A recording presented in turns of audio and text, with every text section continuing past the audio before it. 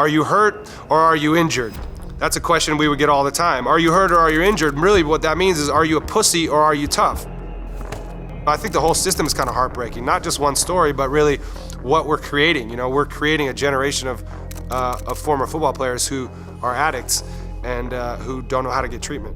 Em 2023, o Dele Alli falou publicamente sobre traumas de abusos sofridos por ele na infância e de como ele se tornou viciado em remédios para dormir, para tentar lidar com esses problemas e escapar da realidade. O vício, obviamente, impactou a carreira dele e vários outros jogadores se identificaram com o relato que revela um problema muitas vezes ignorado no futebol profissional.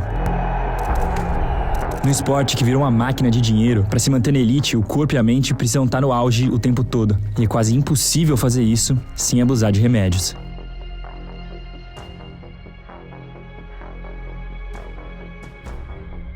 No final de 2023, todos os jogadores do futebol inglês receberam um e-mail da Football Association com alertas sobre os perigos de uma droga que estava em alta, o Tramadol. Esse remédio é um analgésico opioide, ou seja, um tipo potente de substância usada para controlar dores, mas que também causa efeitos relaxantes e eufóricos que também podem viciar. Um ano antes, o ex-goleiro do Liverpool e da seleção inglesa, Chris Kirkland, tinha revelado que o vício no remédio quase foi a causa da sua morte. De acordo com ele, durante a reabilitação, ele descobriu que a quantidade que tomava era equivalente a 6 doses de heroína por dia, algo que virou rotina, muito mais pela ansiedade do que pela dor. No e-mail de 2023, a associação estava informando sobre o banimento do remédio, que a partir do ano seguinte entraria na lista da Agência Mundial Antidoping, a WADA, e basicamente avisando para os jogadores ficarem limpos antes dos testes começarem. Isso porque o depoimento do Chris incentivou outros jogadores a falarem sobre o assunto, e ficou claro que o abuso era bem mais comum do que parecia. Mas o banimento não foi suficiente. Sem Tramadol, os vestiários apostam em outras soluções, como a codeína, aquele remédio usado no famoso Lean que você escuta por aí, e vários outros anti-inflamatórios. A cada nova investigação, uma ideia ficava clara: o futebol moderno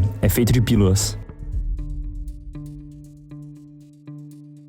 Se liga nessa imagem aqui. O Maradona sendo escoltado por uma enfermeira na Copa de 94 foi um dos momentos mais icônicos daquela edição. Dias antes, a comemoração raivosa no gol contra a Grécia também chamou atenção. Parecia um desabafo depois do banimento de 15 meses dos gramados por uso de cocaína. Esses foram os últimos momentos dele em Copas, já que a escolta da enfermeira resultou na detecção de um estimulante chamado efedrina, e ele foi expulso da competição, sendo um dos casos de doping mais famosos do futebol.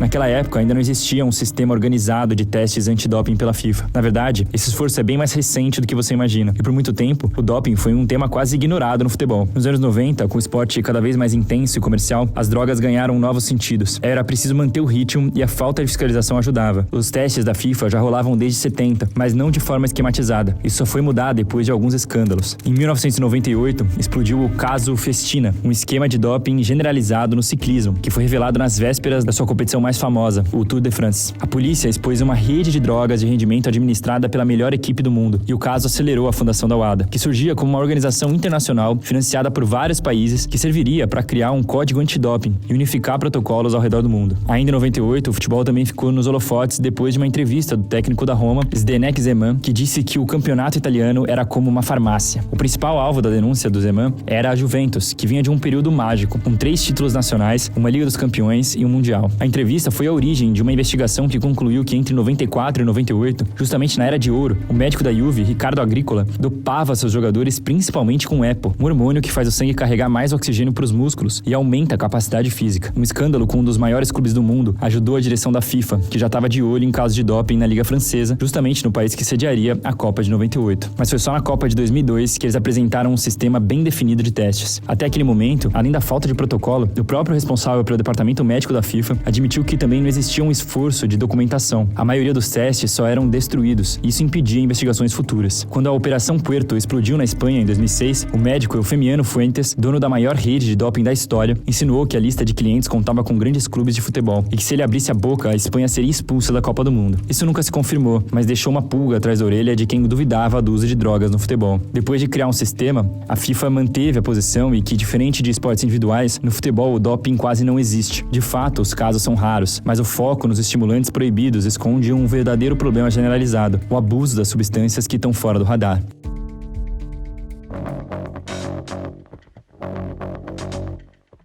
Em 2002, no mesmo ano que os protocolos antidoping foram organizados, a FIFA também começou a monitorar o uso de remédios pelas seleções da Copa do Mundo. O departamento médico de cada delegação precisava informar com 72 horas de antecedência das partidas quais medicamentos estavam prescritos para os jogadores. O resultado foi que 69% dos jogadores da Copa estavam se medicando de alguma forma, e basicamente metade deles tomavam os comprimidos antes de todas as partidas. Em sua maioria, eles usavam analgésicos e os NSAIDs, anti-inflamatórios não esteroides, para conter dores e inflamações a curto prazo e não perderem nenhum jogo. Esses números continuaram subindo nas edições seguintes, inclusive nos torneios de base, e a própria FIFA revelou que o abuso desses remédios era algo normalizado nas principais ligas ao redor do mundo. Calendários apertados, pressão de patrocinadores e uma rede de lucros globais exigem que os jogadores que estão no topo extraiam os seus limites físicos. Na falta de tempo para uma recuperação saudável, mascarar as lesões com pílulas é a opção mais viável. Não é por acaso que os jogadores da Europa se aproximaram de sindicatos para protestar contra o Super Mundial de 2025, denunciando os potenciais riscos da saúde física e mental do calendário congestionado. É claro que é mais difícil sentir empatia por quem tá ganhando milhões para jogar bola, mas o abuso de substâncias é ainda pior para quem tá embaixo e não chega nesse nível de sucesso. Sem segurança e com salários baixos, onde uma lesão ou queda de rendimento pode acabar com a carreira, criar uma rotina de medicação parece o menor dos problemas. Além do vício, em alguns casos químico e em outros psicológico, esses remédios podem causar falhas nos rins, no fígado, problemas gastrointestinais e aumentar o risco de ataques cardíacos. Em 2020, a rede TV alemã ARD conduziu um estudo em parceria com alguns centros de pesquisa que chocou a Federação Alemã. Jogadores apagando em campo, cuspindo sangue depois dos jogos e descobrindo consequências irreversíveis de saúde por causa da quantidade de remédios. Segundo o ex-jogador do Borussia Dortmund, Nevin Subotic, ibuprofeno era distribuído igual chiclete nos vestiários da Bundesliga. Também é muito comum escutar jogadores falando sobre o sacrifício de jogar fazendo infiltrações, aqueles procedimentos onde uma substância é injetada dentro do lugar do machucado, geralmente no joelho ou tornozelo. Por muito tempo, infiltrações eram alternativas para fugir do doping, já que até 2022 a WADA considerava que a injeção na articulação não era proibida, contanto que não entrasse na corrente sanguínea. Ou seja, você não pode tomar uma pílula ou injetar substâncias proibidas na veia, mas se fosse na articulação, estava tudo certo. Se os remédios foram banalizados para levar o corpo ao limite, os jogadores também precisavam de mais pílulas para lidar com outro dilema: como desligar a mente.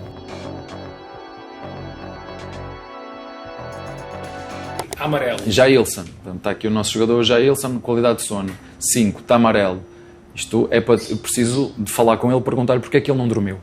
Porque se vamos fazer um treino de alta intensidade e este jogador não dormiu, há um risco muito grande de lesão. Esse vídeo do Abel Ferreira detalhando os métodos da comissão técnica do Palmeiras chamou a atenção pelo nível de controle até do sono dos jogadores. E não tem nada de loucura nessa história. Ainda nos anos 90, o Alex Ferguson contratou um especialista em sono que ajudou a mudar os hábitos do Manchester United. A partir dali, o departamento de ciência do clube estudou cada detalhe da noite dos atletas. Essa estratégia rola até hoje, com muitos coaches de sono aparecendo nas maiores ligas do mundo. E o motivo é simples: não tem nada mais importante para a recuperação de um jogador do que o sono regulado. Dormir mal significa performar mal, ter menos motivação, menos força e mais dificuldade para pensar rápido e se concentrar. Com nível alto de pressão e estresse, viagens constantes e os picos de adrenalina dos jogos, o cérebro não desliga e o corpo fica sempre em alerta. Por mais que existam várias tecnologias para relaxar o corpo, como banhos de gelo e a própria dieta pensada pelos clubes, às vezes é difícil desacelerar e os remédios viram opção de novo. Aquele relato do Dele Alli adiciona ainda mais camadas. Os traumas pesados em pessoas que passaram a vida toda sendo tratadas como produto, junto com um ambiente que ainda acha que saúde mental é frescura, é a fórmula pro vício. Em uma entrevista ao The Athletic, um especialista que trabalhou na Premier League disse que a maioria dos clubes tem pelo menos 4 jogadores que tomam remédio para dormir diariamente. Em alguns clubes, os boatos são de que quase todo mundo toma. Quando vira rotina, os jogadores desenvolvem uma tolerância à substância. Então o jeito é continuar aumentando as doses. Com o vício no auge, a quantidade chega em níveis assustadores, como no caso do Omar Bogle, que chegou a tomar 19 pílulas por noite. Segundo ele, repetidamente, o uso deixa de ser sobre sono ou dor. É sobre o relaxamento e euforia, uma forma de deixar de pensar e sentir as coisas. Era uma batalha diária contra os próprios demônios que as drogas só amplificaram. O mais contraditório é que esses remédios são sedativos, ou seja, os jogadores não têm sono de recuperação necessário, eles só apagam. Quando acordam, é como se não tivessem descansado nada, e a ressaca não permite que eles continuem com a mesma intensidade. As tentativas de relaxar e aliviar a tensão também explicam a popularidade do snus entre os jogadores europeus, aqueles sachês de nicotina que são colocados entre o lábio e a gengiva. O tema chamou a atenção quando Vardy foi fotografado com um pacote durante o treino com a seleção inglesa, e afirmou que as pessoas ficariam surpresas o quão comum esse produto é dentro do futebol. Com décadas décadas de campanha anti-tabagismo, os atletas sabem que não podem ser associados ao cigarro. Então acharam uma forma mais discreta de consumir o que querem e, como sempre, fugindo do doping. É assim que se cria um padrão. O importante é fazer a máquina girar e o limite é o que está escrito na regra. Os jogadores sempre vão encontrar caminhos legais para abusar de substâncias. Um remédio que você toma no dia a dia pode ser um vilão no vestiário ou do clube do seu coração, mas ninguém vai falar sobre isso. Debates sobre mudanças no calendário, aumento de lesões e as consequências psicológicas da competição estão sempre pipocando por aí. Mas enquanto o futebol for viciado em dinheiro e poder, as estrelas do show também vão encontrar seus vícios.